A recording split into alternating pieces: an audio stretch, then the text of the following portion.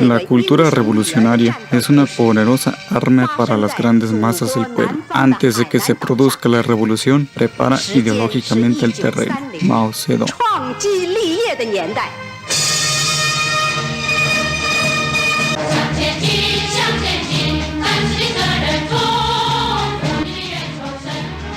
La Revolución Cultural China fue un movimiento sociopolítico que creció en China desde 1966 hasta 1976, orquestado por Mao Zedong. Su objetivo era preservar el comunismo mediante la eliminación de elementos capitalistas y tradicionales de la sociedad china y reimponer el maoísmo como la única ideología. Quédate aquí y descubre la historia de la Revolución Cultural y del cómo fue el mayor genocidio de la historia.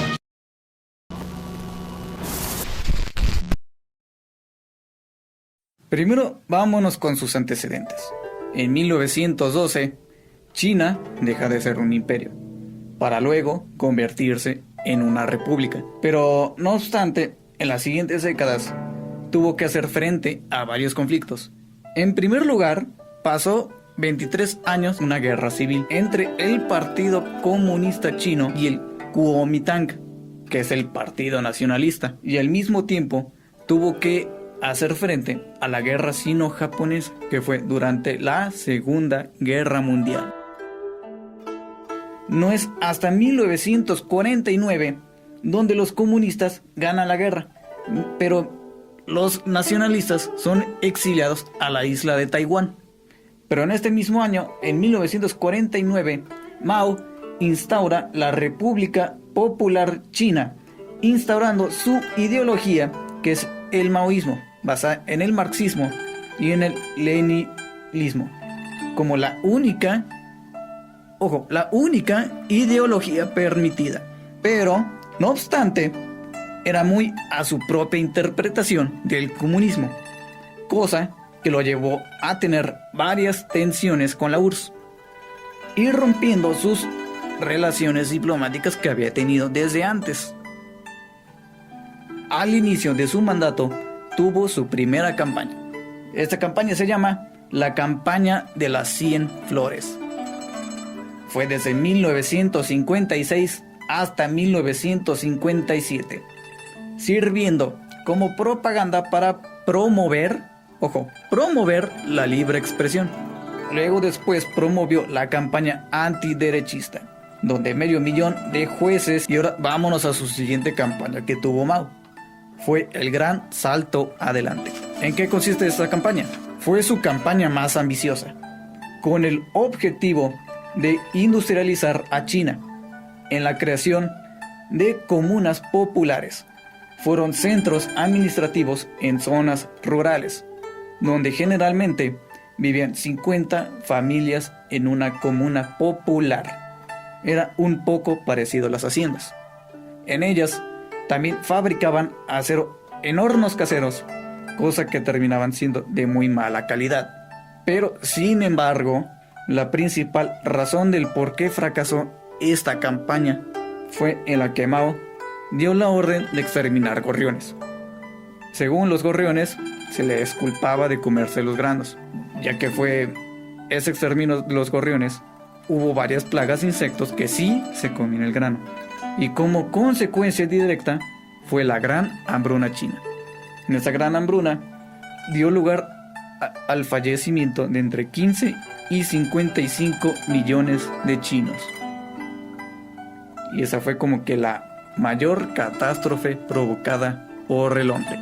Aquí nos damos cuenta de cómo alguien con falta de sentido común y que tiene como responsabilidad a un país con millones de habitantes puede provocar una crisis como la que acabamos de mencionar.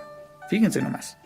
Con la educación socialista, a través de este movimiento, Mao trató de reeducar a intelectuales y élites del partido. El resultado fue 77,000 muertos y más de 5 millones de purgados. También se ideó al culto de la personalidad, pero todo esto no habría sin el apoyo de Lin Biao, ministro de Defensa. Reunió citas de los discursos de Mao, transcribiéndolas en un libro en formato de bolsillo y así saliendo el conocido Libro Rojo de Mao. Se entregó una copia a cada ciudadano, convirtiéndose en el segundo libro más impreso de la historia. La Guardia Roja. De cumplir con sus objetivos, Mao tuvo que formar un ejército que solo obedeciera a él, que fuera externo al partido. Así fue como surgió la Guardia Roja. Fue un ejército conformado principalmente por estudiantes de secundaria. Eran identificados con uniforme militar, brazalete rojo y, pues claro, libro rojo de Mao. ¿Cuáles eran sus funciones? Bien, sus funciones eran golpear o ejecutar o encarcelar a todo aquel ciudadano y miembro del partido que no fuera leal al régimen. Son tan jóvenes. Es peligroso. Y una de sus víctimas fue Deng Xiaoping, que más tarde les voy a mencionar quién fue en este video y qué pasó después. Y a todo esto, Lin Biao, él le señaló a la Guardia Roja cuáles fueron sus enemigos. Estas fueron las viejas costumbres, la vieja cultura, los viejos hábitos y las viejas ideas. Como los miembros de la Guardia Roja señalaron a todo aquel que no seguía la ideología de Mao. Eran señalados como los 9 ancianos fétidos. Eran como, pues, los enemigos del régimen. ¿Y cuáles son? Ahí les va. Eran propietarios de tierras, campesinos ricos, contrarrevolucionarios, malas influencias, traidores, miembros de partidos no maoístas, simpatizantes del capitalismo, intelectuales y derechistas. Bien, y a todo esto, la prensa gubernamental tuvo que poner varias pautas. Les voy a decir cuáles fueron. Número 1. Cambiar nombres de calles y tiendas que sean alusivos a la revolución. 2. Manifestaciones con tambores y canciones en las calles. 3. Empapelar ciudades con propaganda. 4. Forzar negocios a cerrar. 5. Nuevas formas de vestir, hablar y peinarse. 6. Destruir obras de arte anteriores a 1949. 7. Destruir tumbas, templos y casas de emperadores. Ojo, todo rastro de cultura anterior a 1949 debía ser eliminada hasta la propia historia, ya sea textos, templos, o monasterios o casas de emperadores. También pusieron artistas al servicio del partido con el fin de difundir el arte comunista. Los monjes eran obligados a punta de pistola en destruir sus templos. Los maestros de artes marciales únicamente podían practicar las técnicas de la Guardia Roja. Todo aquel que no siguiera las reglas del régimen eran o humillados públicamente o enviados a campos de reeducación, o de plano eran ejecutados. Todo esto dio lugar a 7 millones de muertes. Y a todo esto, como buen gobernante, hubo gente leal que lo siguiera a él.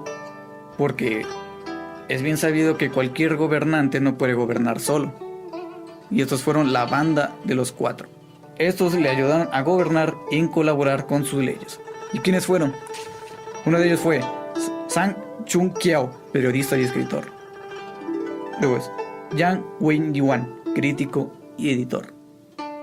Wang Hongwen, guardaespaldas y líder de la Guardia Roja. Y por último, la más destacada de la banda de los 4 fue Jiang Qing.